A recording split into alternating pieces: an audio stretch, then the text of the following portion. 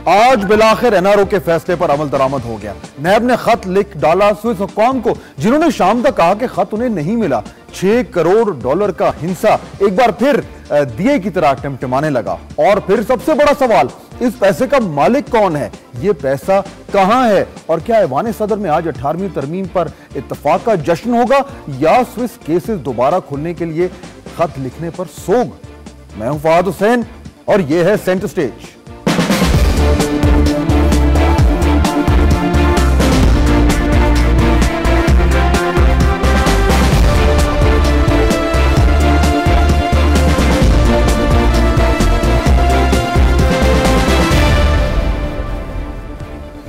आज बड़ी important developments हुई। एक तो स्विस केसेस के हवाले से खत लिखा गया नैब की तरफ से, और दूसरा 18वीं तरमीम पर इत्तफाक राय हो गया। अब से कुछ देर बाद जो कमेटी वाले हैं, आईनी इस्लाहाती कमेटी, उसके मेंबरान मुलाकात कर रहे हैं और उसके बाद ये फैसला होगा कि इस पर साइनिंग कब होनी है। दो बहुत अहम डेवलपमेंट बात करेंगे। हमारे साथ मेहमान मौजूद होंगे। PMLN से कैप्टन सफदर होंगे, MNA हैं नवाब यूसुफ तालपुर पीपल्स पार्टी से, सैयद हैदर अली शाह ANP से, और हमारे रिपोर्टर हमें ज्वाइन करेंगे वकार सत्ती। लेकिन पहले प्रोग्राम शुरू करने से पहले मैं आपको बताता चलूंगा, आप टेलीविजन देख ही रहे थे कि अब से कुछ देर पहले लाहौर में एक बहुत ही अफसोसनाक वाकया हुआ है। जिन्ना हॉस्पिटल में कवरेज के दौरान वहां के डॉक्टर्स जो हैं वो सहाफियों पे पिल पड़े। एक्सप्रेस न्यूज की टीम को, जो दीगर चैनल हैं, उनके कैमरामैनों को, रिपोर्टर्स को तशद्दुद का निशाना बनाया गया। बिल्कुल ये आपे से बाहर हुए हुए डॉक्टर्स, और इस वक्त भी वहां पे सूरत हाल बहुत कशीदा है। तोड़ फोड़ हुई है और बेदर्दी से सहाफियों को मारा गया है, उनके कैमरे तोड़े गए हैं। सूरत हाल इस वक्त क्या है, जरा पहले वहां अपडेट ले लें। सज्जाद बट हमारे नुमाइंदे हैं, वहां पे मौजूद हैं। सज्जाद, बताइए इस वक्त क्या हो रहा है वहां पे? जी, बुनियादी तौर पे सूरत हाल ये हुई कि एक पेशेंट आया इन लोगों के पास जिन्ना हॉस्पिटल में। ड्यूरिंग ट्रीटमेंट उसकी डेथ हो गई। जब उसकी डेथ हुई तो उसके लवाहिकीन ने इनके खिलाफ, जिन्ना हॉस्पिटल की इंतजामिया के खिलाफ बड़ा ठीक ठाक किस्म का मुजाहरा शुरू कर दिया। जैसे ही हम लोगों को इत्तला मिली तो हम लोग कैमरामैन जो हैं वो वहां पे पहुंचे। तो ये 3 हार्डली कैमरामैन होंगे जो जिन्ना हॉस्पिटल में सारे वाक़ये की कवरेज कर रहे थे। इस दौरान वहां पे डॉक्टर्स और पैरामेडिक्स का जो स्टाफ था, उन लोगों ने इन लोगों को कहा कि आप कवरेज मत करें, और अपनी इंपार्शियलिटी को लूज कर बैठे। इन लोगों ने कहा कि हम तो भी ड्यूटी पे आए हुए हैं।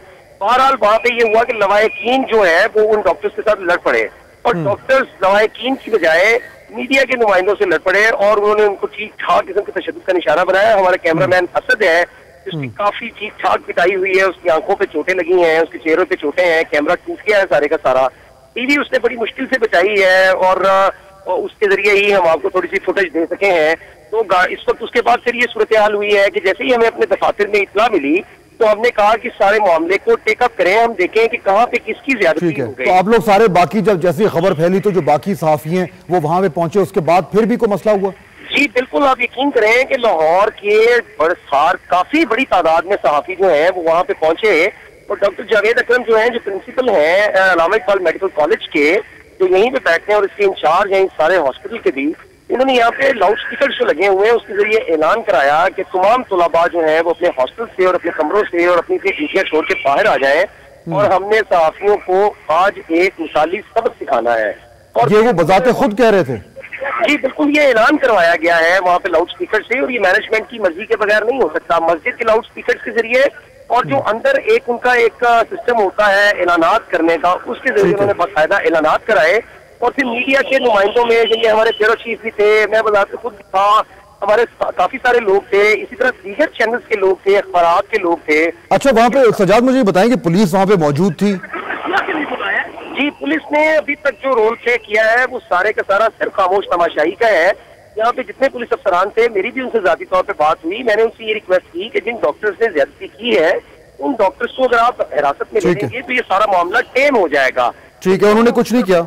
ठीक है, मुझे बताएं कि अभी कुछ कार्रवाई हो रही है, कोई पर्चा कटा है, उनके खिलाफ कोई एक्शन हो रहा है, यकीन दहानी कराई गई है? पुलिस ने सिर्फ और सिर्फ 2 तरफ से जो ये सड़क है उसको बंद करके डायवर्जने लगा दी हैं।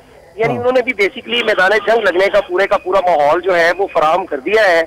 उसके अलावा वो सिर्फ साइलेंट स्पेक्टेटर्स की, यानी खामोश तमाशाई के अलावा वो कोई रोल अदा करने को तैयार नहीं है। ठीक है सजाद, बहुत शुक्रिया। बहुत ही अफसोसनाक वाकया आपने सुना कि सहाफियों पे लाहौर में जिन्ना हॉस्पिटल में तशद्दुद किया गया है, उनको मारा पीटा गया, उनके कैमरे तोड़े गए, और ये डॉक्टर्स जो हैं बिल्कुल आपे से बाहर होकर इन्होंने ये किया है। और हम उम्मीद करते हैं कि इनके खिलाफ सख्त से सख्त कार्रवाई होगी।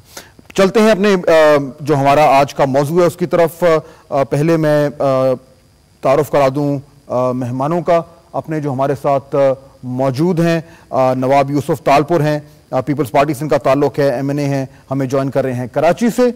और सैयद हैदर अली शाह साहब हैं, ANP से इनका ताल्लुक है, MNA हैं और ये हमें ज्वाइन करेंगे इस्लामाबाद से। बहुत शुक्रिया आप दोनों का हमें ज्वाइन करने का। वकार सत्ती हमारे नुमाइंदे हैं इस्लामाबाद में, सब पार्लियामेंट के बाहर मौजूद हैं। हम बात करेंगे जो आईनी इस्लाहाती कमेटी का इस वक्त इजलास होने वाला है। कई 9 महीने से ये कार्रवाई चल रही थी और उसके बाद पिछले 5-6 दिन में नून लीग ने एक यू टर्न लिया था। उसके बाद ये एक तासुर मिल रहा था कि हो सकता है ये मामला खटाई में पड़ गया हो, लेकिन आज एक ब्रेक थ्रू हुआ है और अब ये कहा जा रहा है कि इत्तेफाक राय हो गया। ये ब्रेक थ्रू हुआ कैसे, वकार सत्ती से पूछते हैं। वकार बताइए कि ये फाइनल ब्रेक थ्रू किस तरह हुआ? जी, आज चूंकि बुध तक मुस्लिम लीग नून और अवामी नेशनल पार्टी ने ये वो टाइम लिया था आईनी इस्लाहत कमेटी से कि ये बुध तक जो है वो सुबह सरहद के नाम के ऊपर हम कोई ना कोई इत्तेफाक कर लेंगे। आज जैसे ही इजलास शुरू हुआ फवाद साहब, तो उसके बाद अंदर ये काफ़ी इस पे वो बहस होने के बाद अवामी नेशनल पार्टी और पाकिस्तान मुस्लिम लीग नून के कुछ अफराद उठ के बाहर चले गए और अलग वो कमरे में जाकर उन्होंने मुशावरत की। आफ्ताब शेरपाव ने भी उन्हें ज्वाइन किया और उसके बाद चेयरमैन कमेटी जो है रजा रब्बानी वो भी गए वहाँ पे और तकरीबन आधा पौना घंटा ये लोग अलग बैठे रहे। और उसके बाद जब अंदर गए तो खैबर और पख्तूनख्वा नाम का ऐलान किया, जिसका तमाम के वो कमेटी का अरकान ने उनका खैर मकदम किया और डेस्क बजाए तालियां बजाई। इसके बाद एक याददाश्त पर भी उन्होंने अंदर एक वो दस्तखत किए। उसके बाद आधा पौना घंटा दोबारा इजलास ये चलता रहा और उसके बाद रजा रब्बानी ने मीडिया से गुफ्तगू करते हुए ये कहा था कि हम अनकरीब 8 बजे यानी कि इस वक्त 8 बजे के बाद वो कौम को बड़ी खुशखबरी सुनाई। अच्छा, यानी वकार हुआ ये है बुनियादी तौर पर कि खैबर पख्तूनख्वा के नाम पर इत्तेफाक राय हो गया है ANP में और PMLN में। PMLQ ने अभी तक अपना रद्द-ए-अमल देना है, लेकिन कहा यह जा रहा है कि ये इस पे इत्तेफाक राय जो है वो कायम रहेगा। और नंबर 2 जो जुडिशल कमीशन के हवाले से जो तनाज़ा खड़ा हो गया था उसमें अब 7 मेंबर्स होंगे उस जुडिशल कमीशन में। चीफ जस्टिस साहब उसके चेयरमैन होंगे और जो 7वां रिटायर्ड जज होगा उसको चीफ जस्टिस साहब ही नॉमिनेट करेंगे या वो खुद दूसरा वोट इस्तेमाल करेंगे। क्या मैं दुरुस्त कह रहा हूं, यही इत्तेफाक हुआ है? नहीं, इसमें सर 2-3 चीजें हैं कि आज इस हवाले से किसी चीज को नहीं छेड़ा गया, बल्कि जो इसकी कंपोजिशन है जुडिशल कमीशन की सर, इस पे जो है वो पहले 6 मेंबर थे, उसके बाद एक और मेंबर का इजाफा काफी अर्सा पहले हो गया था मियां नवाज शरीफ की प्रेस कॉन्फ्रेंस से कि पहली प्रेस कॉन्फ्रेंस से पहले हो गया था। लेकिन आज सिर्फ यह है कि जो 7वां मेंबर था उसके बारे में यह था कि सुप्रीम कोर्ट का साबिक रिटायर्ड कोई सीनियर जज होगा। आज सिर्फ उसमें यह थोड़ी सी तरमीम वो की गई है कि वो जो 7वां मेंबर होगा वो साबिक चीफ जस्टिस भी हो सकता है।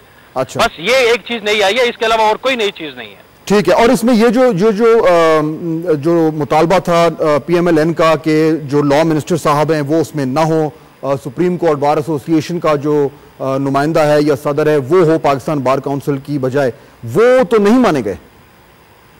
नहीं, बिल्कुल नहीं माना गया सर। इसमें जो चीज वो सामने आई है कि आखिरी जो प्रेस कॉन्फ्रेंस है मियां नवाज शरीफ की, उनका ये कहना था कि बाबर अवान को या वजीर कानून को वहां नहीं होना चाहिए। लेकिन आज कमेटी में जब ये बात हुई कि अगर बाबर अवान वजीर कानून नहीं होंगे, कल वो यहाँ से इस्तीफा देकर अटॉर्नी जनरल बन के आ जाते हैं तो फिर उनका मौकफ क्या होगा, तो इसको इतनी अहमियत नहीं दी गई और इसको मुस्तरद कर दिया गया और जो पहले जहाँ पे चीजें लॉक हो गई थी उन्हीं पर इत्तेफाक किया गया। ठीक है।